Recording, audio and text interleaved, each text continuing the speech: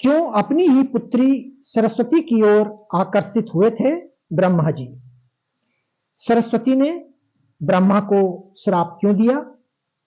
ब्रह्मा और सरस्वती का संबंध क्या है? सरस्वती जी ब्रह्मा जी की बेटी हैं या पत्नी? तो चलिए एक एक करके इन प्रश्नों के उत्तर को हम जानते हैं। क्यों अपनी ही पुत्री की ओर आकर्षित हुए थे ब्रह्मा जी? ब्रह्मा और सरस्वती की कहानी उस समय शुरू होती है जब सृष्टि की रचना हो रही थी। हिंदू ग्रंथ के मुताबिक सृष्टि की रचना ब्रह्मा जी के द्वारा की गई है और इस ब्रह्मांड के पालनकर्ता के रूप में हम भगवान विष्णु को जानते हैं। साथ ही भगवान शंकर को सृष्टि के संहारक के रूप में हम जानते हैं। मगर कमाल की बात है कि आपने पृथ्वी पर विष्णु और महेश की बहुत सारे मंदिर देखे होंगे, मगर आपने कभी भगवान ब्रह्मा का मंदिर नहीं देखा होगा। पूरी पृथ्वी में भगवान ब्रह्मा की मूर्ति केवल भारत के पुष्कर में है। सरस्वती पुराण में भगवान ब्रह्मा और माता पार्वती के विवाह की बात लिखी हुई है।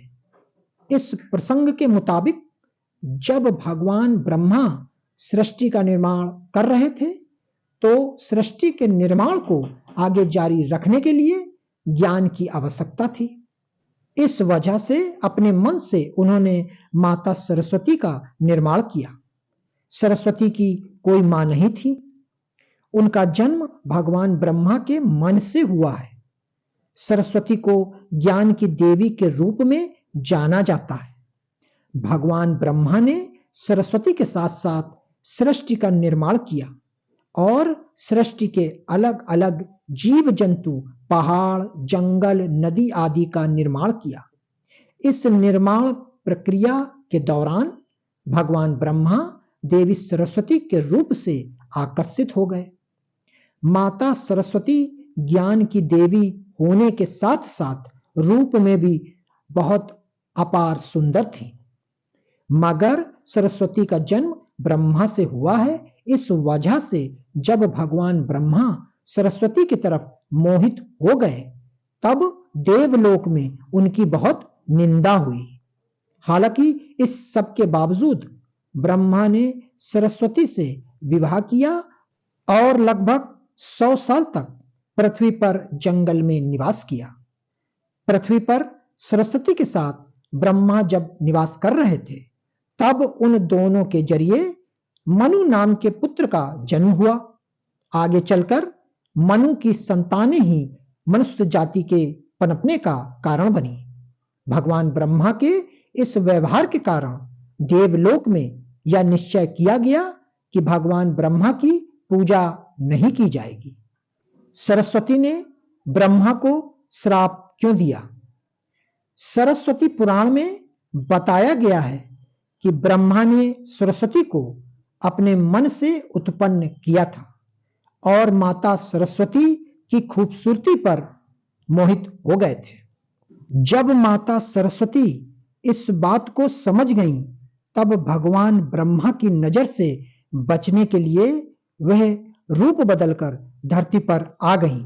मगर ब्रह्मा जी ने हार नहीं मानी और माता सरस्वती को खोज निकाला। भगवान ब्रह्मा माता सरस्वती को अपना बनाना चाहते थे और सरस्वती इसके लिए तैयार नहीं थी। सरस्वती ने ब्रह्मा को श्राप दिया था कि पृथ्वी का निर्माण करने के बावजूद धरती पर आपकी कभी पूजा नहीं होगी। ब्रह्मा और सरस्वती का संबंध क्या है? ब्रह्मा और सरस्वती दोनों ही हिंदू धर्म में बहुत ही महत्वपूर्ण देवी देवता के पात्र हैं। इनसे जुड़ी किसी भी जानकारी पर भरोसा करने से पहले आपको वेद पुराण पढ़ना चाहिए। सबसे पहले आपको बता दें कि हिंदू धर्म की सारी जानकारी वेद में दी गई है। हिंदू धर्म वेद से शुरू होता है। इसके साथ ही वेद में इस तरह की किसी भी देवी देवता का वर्णन नहीं है। हम जितने भी देवी देवताओं के बारे में जानते हैं उन्हें केवल पुराणों में लिखा गया है। अब आपको यह समझना होगा कि ब्रह्मा और सरस्वती के संबंध को लेकर जो जानकारी दी जाती है उसमें कहा जाता है कि इस जानकारी को सरस्वती पुराण से लिया गया है, मगर सरस्वती पुराण नाम का कोई भी पुराण हिंदू धर्म में मौजूद नहीं है। हिंदू धर्म में 4 वेद 18 पुराण की बात की गई है। इन 18 पुराणों में सरस्वती पुराण का नाम कोई पुराण में मौजूद नहीं है। कुछ बड़े पुराणों को उप पुराण में विभाजित भी किया गया है, मगर उप पुराण में भी सरस्वती पुराण नाम का किसी भी पुराण का जिक्र नहीं है। कुछ जगहों पर मत्स्य पुराण की बात की जाती है, मगर इस पुराण में भी आपको सरस्वती और ब्रह्मा के विवाह जैसी कोई जानकारी नहीं मिलेगी। ऐसे में सवाल उठता है कि ब्रह्मा और सरस्वती के बीच कौन सा संबंध है। इसके लिए आपको समझना होगा कि ब्रह्मा ने सृष्टि का निर्माण किया, अर्थात भगवान ब्रह्मा इस सृष्टि का निर्माण करने बैठे तब विष्णु और महेश के अलावा कुछ भी इस दुनिया में मौजूद नहीं था। ऐसे में अगर उन्हें सृष्टि को आगे चलाने के लिए किसी भी पुरुष और स्त्री की आवश्यकता होगी तो उन्हें अपने मन से उनकी रचना करनी होगी। इसी वजह से भगवान ब्रह्मा नेमता सरस्वती, नारद, मनु, जामवंत, सनक, ससनंदन, सनातन, सनत कुमार, भृंग एवं अत्रि का जन्म अपने मन से किया और पृथ्वी को आगे संचालित करने के लिए धरती पर भेजा। इस पृथ्वी पर ज्ञान के संतुलन को बनाए रखने के लिए उन्होंने माता सरस्वती को अपने साथ रखा और साथ रहने वाली स्त्री को पत्नी का दर्जा दे दिया गया। सरस्वती ब्रह्मा की पत्नी है या बेटी? अगर ब्रह्मांड में मौजूद हर चीज की रचना भगवान ब्रह्मा ने की है तो बेटी हो या पत्नी, दोनों की ही रचना भगवान ब्रह्मा के ही द्वारा संभव थी। भगवान ब्रह्मा को अगर किसी के साथ विवाह करना था तो उसके लिए भी उन्हें किसी का निर्माण अपने मन से करना पड़ता और उनके मन से उत्पन्न होने के कारण उनका रिश्ता बेटी की तरह भी लगाया जाता है। हालांकि सृष्टि का निर्माण होने के बाद अलग अलग घटनाओं के कारण ब्रह्मा का विवाह 5 बार हुआ था। इस वजह से उनकी कुल 5 पत्नियां थीं, जिसमें सरस्वती, सावित्री, गायत्री, श्रद्धा, मेधा थी। ब्रह्मा जी की पूजा क्यों नहीं होती है? इस पृथ्वी पर आपने अक्सर भगवान विष्णु या भगवान शंकर के मंदिर को देखा होगा। आपने कभी भी भगवान ब्रह्मा के मंदिर को नहीं देखा होगा। आपको बता दें कि राजस्थान के पुष्कर में भगवान ब्रह्मा का एक मंदिर है। वह मंदिर 3 झीलों से घिरा हुआ है। प्रचलित कथा के मुताबिक सृष्टि का निर्माण करने के बाद ब्रजनाश नाम के एक राक्षस ने धरती पर खूब उत्पात मचाया था।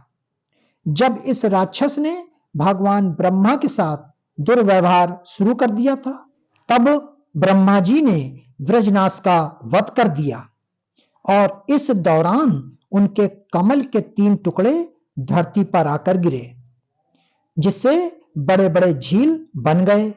आज वह स्थान भारत के पुष्कर नाम के इलाके में है और उन तीनों झीलों को व्याष्ठा, मध्य और कनिष्ठ पुष्कर के नाम से जाना जाता है। इन झीलों के निर्माण के कारण वहां पर एक यज्ञ करवाने का निश्चय किया गया।